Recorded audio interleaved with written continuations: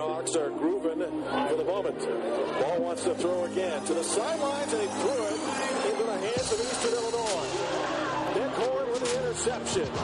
Nice athletic play by Nick Horne. He's listed as a middle linebacker. You can see him outside the hash out there. Watch Nick Horne, number 30 this time. He's on your right side of the screen. He recognizes it on the left side there. He recognizes it, forces him to cut back to the inside, and when you can do that, that's where your white shirts and your buddies are.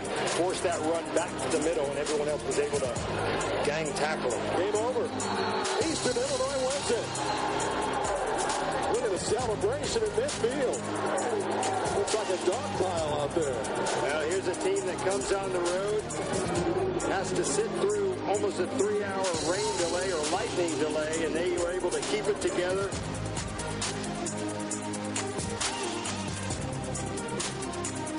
Welcome back to the NUC NFL Draft Bible Player Spotlight Show, presented by the College Gridiron Showcase, taking place January 7th through the 11th in Bedford, Texas. For more details and to nominate a player, visit cgsallstar.com. As always, I am your host, Chris Shanafel, and I'm now joined by Eastern Illinois Panthers linebacker and Rich East High School alum, Nick Horne, who, as you heard in the intro, had a big impact in Eastern Illinois' 21-17 upset over the FBS MAC opponent, Miami of Ohio, this past weekend. Nick, I appreciate you taking some time this afternoon. How was that 4 or 5 hour ride back to Charleston after the big win over the weekend? Oh, yeah, thanks for having me. And it was great. Come off that road win. It was the 3-hour delay kind of messed us up, but we hung in there, and it was a great fight. Yeah, I mean, and let's start right there. I mean, start things off Saturday, a big opponent, and there you have it, a 2-hour, 45-minute long weather delay. You think about it, that's almost as long as it takes to play an entire game. If you can, give us some insight as to what you guys were doing during that delay and how you make sure everybody stays focused on the task at hand. I mean, I know that a couple hours into the delay, you guys were able to get onto the field, warm up for all of about 2 minutes. Before lightning was seen, and you guys had to go back into the locker room. I mean, did that mess with the mindset of the team at all in any way? Yeah, actually, man, Coach Dammer came in there and said we had to stay off our feet and take our pads off and just relax. That was one of the biggest things, and make sure we had bananas and things of that nature. And then everybody stayed focused. Nobody's really on their phone or anything like that. We all just were locked in because we wanted that win so bad. Oh, yeah, and absolutely, it showed. You guys obviously kicked off the season with a 38-21 loss against a very good Western Illinois squad. Take us through what the week of practice was like, coming off of that loss and then having to battle an FBS program like Miami of Ohio, in which most people already counted you guys out before the game started. Yeah, the Western Illinois game was definitely a tough loss. There was a lot of mental errors and a lot of first-week mistakes, I'll call it. But on that week of practice, everybody just was like, we have to focus. We had to have a better practice than last week, and that was the biggest thing. Everybody was locked in, and every day we got better. That was a big thing, and when we came into Miami of Ohio, we had the mindset of just doing your job and we'll win this game. Because everybody already knew they were FBS school, we're FCS, and they were like, Eastern Illinois has no chance. They have no chance. And, we didn't believe in that. We knew we had a chance. And you know what? It seemed like it was, all weekend long, it was FCS over F. Your guys' next opponent, Illinois State, they went on to go defeat a pretty good Northwestern team. Get to that in just a moment. As for you, though, Nick, you recorded 7 tackles, 2 tackles for loss, and an interception. You probably should have had a sack added to that stat line. I don't know how Miami's quarterback was able to stay balanced and escape out of that one. But nonetheless, you guys did get the job done, 21-17, after being down the entire game, battling back there in the fourth quarter and taking the first lead of the game with about a minute to go in the game. The offense, obviously, they made plays when it mattered most down the stretch. I know that after a bad play and every loss, they say that you need to have a short memory and shift your focus onto the next play, onto the next game. Do you have to have a short memory when it's a big win like this game, or will this be a game that you guys look back on to remind each other what can happen when you play, all 60 minutes? I mean, is this a game that's going to stick with you guys throughout the rest of the season? Yes, sir, definitely. It's crazy that you asked about our short memory because our defensive coordinator, Coach Hodges, emphasizes that. He knows me as a person. He knows me on a personal level, and he knows me through my career. I'm very hard on myself. And he always tells me next play. Just like I can say it now, like you said, I missed that sack. It kind of hurt me for a little while, but he got to the sideline. He's like, you know what, just play next play. You got to get past it, and you got to be focused. And next thing you know, I have an interception. So, I mean, we definitely as a team, we were playing next play. Next game after that Western game, we were like, you know what, it's over with. It happened. Let's show the world what we're about this week. And that's exactly what you guys did. And with that said, I mean, absolutely nothing to be down on you guys on yourself. I mean, a very good Western Illinois team that is, and I mean, it was really a game all throughout all four quarters. Now looking to your guys' next opponent, Illinois State. Obviously, the Redbirds, they've been one of the top teams in all the FCS over the past 4 or 5 years. Like I said, they're also coming off of a big win over an FBS program in Northwestern, so that makes this matchup even better, or makes me look forward to this matchup even more, I should say. And then looking back at last year's game, I mean, it went right down to the wire. Illinois State, they got the victory in overtime. But this is a totally different ISU team, and for that matter, you guys are also a totally different team from a year ago as well. Any initial impressions on this Redbirds team that you guys will be going up against on Saturday?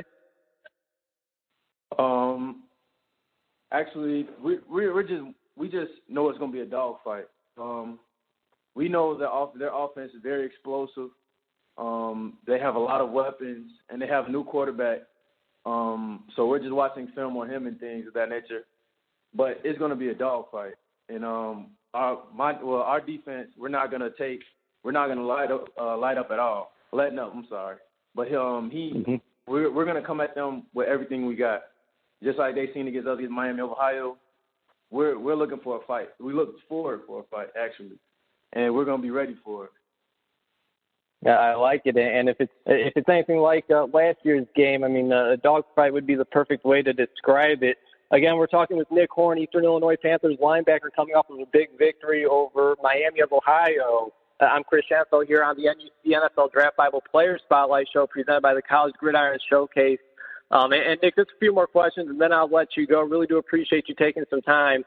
Late last season, you got a taste as to what it would feel like having to replace somebody who would then go on to be an NFL draft pick in Grugier-Hill. This season, you guys are missing a key player, at least one key player at each phase of the defense, and linebacker Grugier-Hill, safety Jordan Wycliffe. I also thought cornerback Dylan Chapman had himself a hell of a season for just 1 year playing football.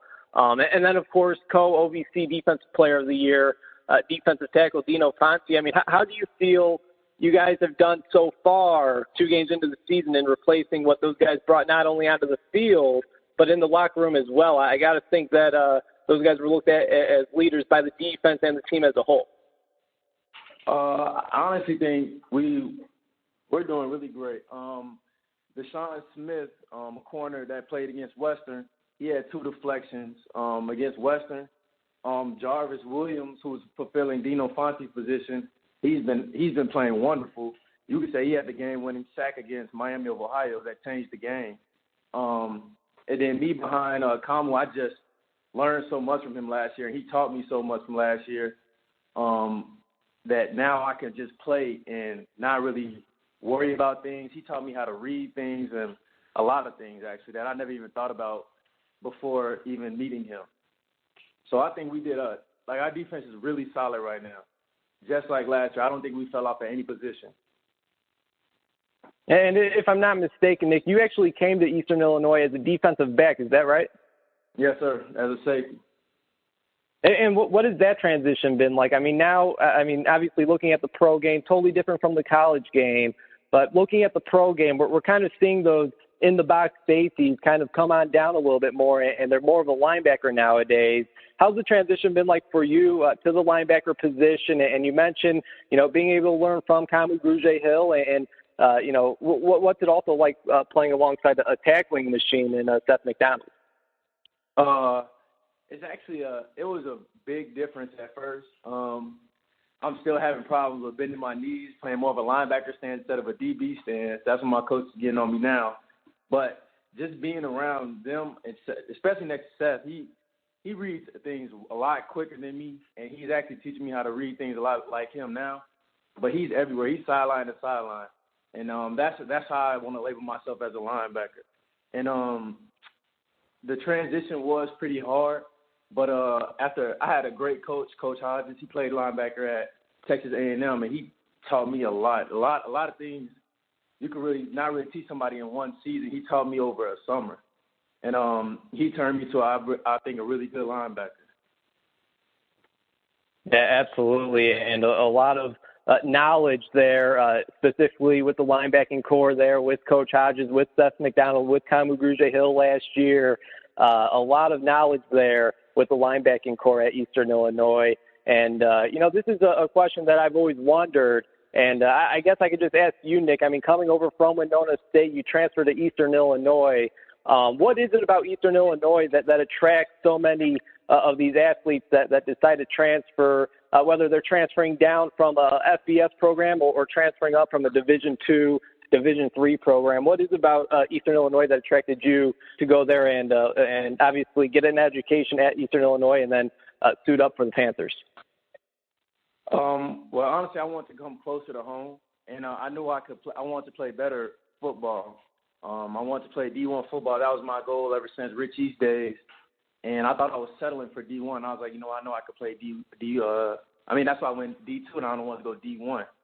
So my best friend, Malcolm Miller, the quarterback I had, who's actually on the team now at Eastern Illinois, he's like, at Eastern they have a couple spots that's open. They have people graduating after a couple years. So I ended up doing my research on the roster and things, and I'm like, you know what, Kamu, I was looking at a safety. He graduated last year, Jordan, and I'm like, I could play right after him. So then I ended up coming here, and then I'm like, they weren't really I really didn't get on the team at first because the coaches are so busy and things of that nature. But I stuck to it. I just stuck to it, and I knew I was like, I'm gonna play for EIU one day, and I'm gonna be a really good player for them. And I just stuck to it. And after a while, they just gave me a chance, and I just went off with it. And little did you know that you would be making the transition from safety to linebacker, and now here you are, redshirt junior, starting for the Eastern Illinois Panthers, having to replace a hell of an athlete in Grugier-Hill, who certainly left his impact there at Eastern Illinois. And obviously, a couple games into this season, towards the end of last season, certainly on a hell of a stretch you are, Nick. Now I know that you don't want to look too far ahead, but I got to ask, you guys know what it's like to make it to the FCS playoff. What do you feel you guys need to do to not only make it back to the playoffs, but make a deep run? I mean, is this team capable of making it further than you guys did a year ago?